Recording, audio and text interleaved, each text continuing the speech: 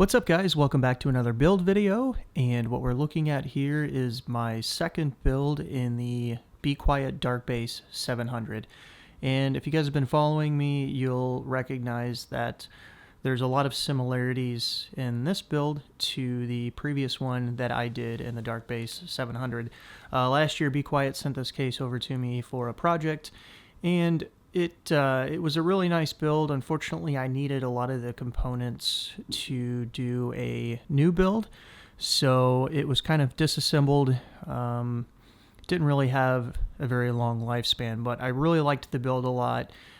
So I decided to sort of resurrect that the case and a lot of the original ideas I had for that previous build, because XLR8/PNY was nice enough to send over a 1070 Ti and 16 gigs of their DDR4 RAM. So decided to take advantage of that and do a build again in the same case.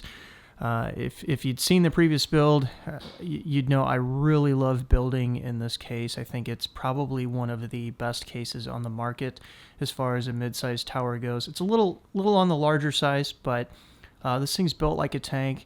The way that they implemented the modularity of the case and the ability to sort of make an inverted build, which is what I've done here, is done really well. So anyway, I just wanted to give you guys sort of an overview and a look at the entire build with the system turned on before I dive in deeper here to show you guys more in-depth attributes of the build here. So I do have the glass panel taken off right now because it with the glare on it doesn't do well with trying to get camera shots. And as always, I will have additional photos posted on my website. So if you guys want to kind of see some nice shots of the build, or maybe what you're seeing in the video here isn't enough for you, I recommend checking out the website and taking a look at the videos. But I'm going to go ahead and shut the system off, get in a little closer, and show you guys a little bit closer up what we got going on here.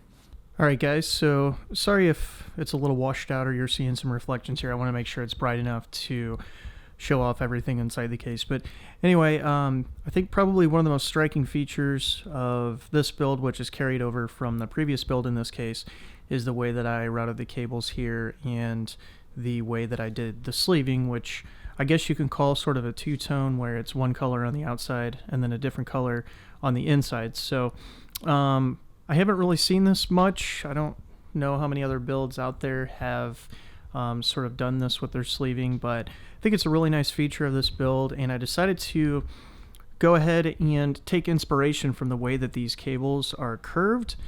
And obviously I went with soft tubing in this build. One, I was only going to be cooling the CPU. I wanted to make sure, since XLR8/PNY was nice enough to send over the graphics card, I wanted to make sure that I was showing it off without covering it up with a water block. Even though they didn't really require that, I just kind of felt like it was the right thing to do. So I forewent doing that. The other thing too is, the one complaint I have about this case, the previous build I had in here was fully cooled. The CPU and the graphics card had blocks, and then I had a radiator in the front and the radiator up top. The one downside to this case is ventilation at the top. All you get are these little slits in the rear, and they really do not allow much air to escape. So in that previous build, when the system was running under load, this top panel would get so hot that you couldn't even touch it, just because it didn't really allow much air to escape if you have a radiator mounted up top. So just keep that in mind if you plan on doing a build in this yourself, that don't expect great airflow, especially out of the top. The front seems to be fine. I actually have a 360 mounted in the front. It's an EK. It's actually one of the slim 360s, but obviously this case has plenty of space to fit a fat radiator in it. But yeah, I'm utilizing the pass-throughs again.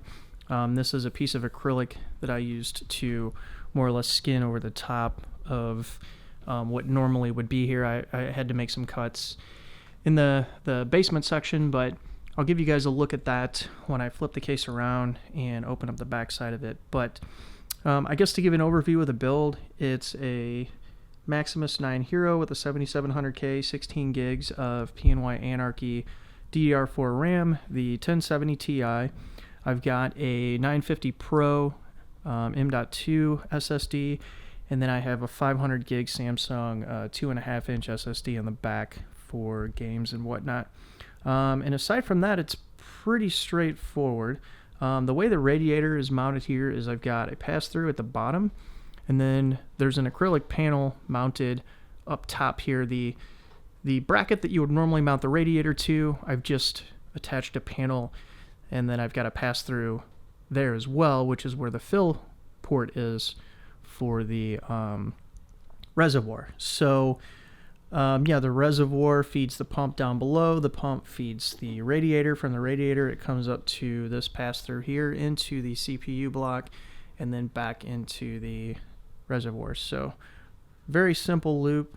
I'm using one of the Be Quiet 140s that came with the case, which is an awesome fan, and it does a great job exhausting any of the hot air out of the case.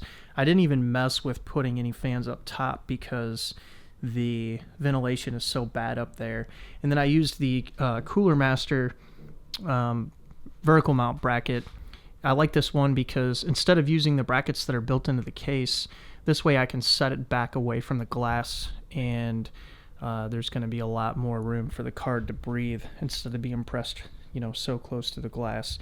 And then, as usual, I've got these acrylic panels, which I decided to leave glossy to give a little bit of separation, or not separation, but just kind of differentiate them from the rest of the build. This I've skinned in like a matte black. This panel back here I did as well, but I don't know, just wanted a little bit of contrast, and I've used various different angled pieces to sort of create I don't know, I'd want to call it a curve, but it's not exactly a curve. The name of this build is Parabola, which you've already seen, and it's a mathematical term. You're using multiple, angled straight lines to create the illusion of a curve. So again, taking inspiration from the cables here. So I wanted to take the most striking feature of the build, or at least in my opinion, the most striking feature, and then try to follow that theme throughout. So that was the inspiration behind using the soft tubing. I think it worked out really well. I'd love to hear your guys' opinion. Obviously, all of my other builds I've used rigid tubing, but I think this was the perfect build to go ahead and use soft tubing. So aside from that, I think that pretty much wraps up the front. I'm going to go ahead and flip this around, take the back cover off so I can show you guys the back side of the build, and then mostly I want to show you what's going on underneath here, although it is pretty straightforward, but be good to get a look at it. Alright, so here is the back side of the case. This Dark Base 700 has tons of room to work with in the back, so it's a dream for routing cables and that sort of thing. But yeah, this isn't like super clean, but you can see I've just attached the SSD here. It's not on a bracket or anything, it's just some mounting tape.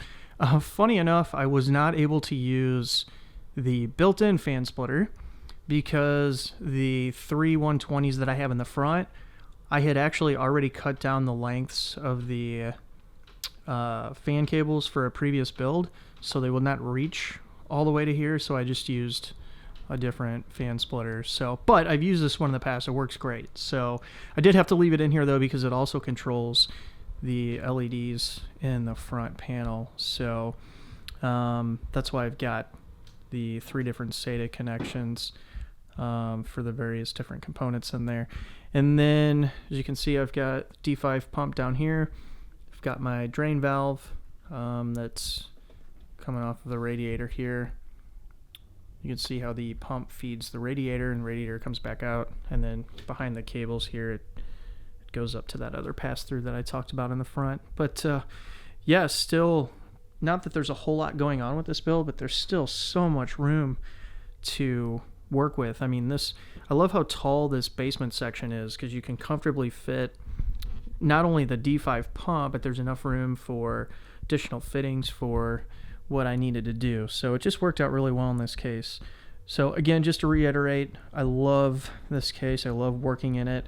Aside from the one problem with the ventilation in the top, I think this is an amazing case to work with. So anyway, that's pretty much it for the front, or back, I'm sorry. If you guys have any questions about how I've done any of this, or just any questions in general about the build, feel free to drop them in the comments section below. But other than that, I'm going to go ahead and call it on this one. Appreciate you guys checking out the video as always, and I will see you in the next one.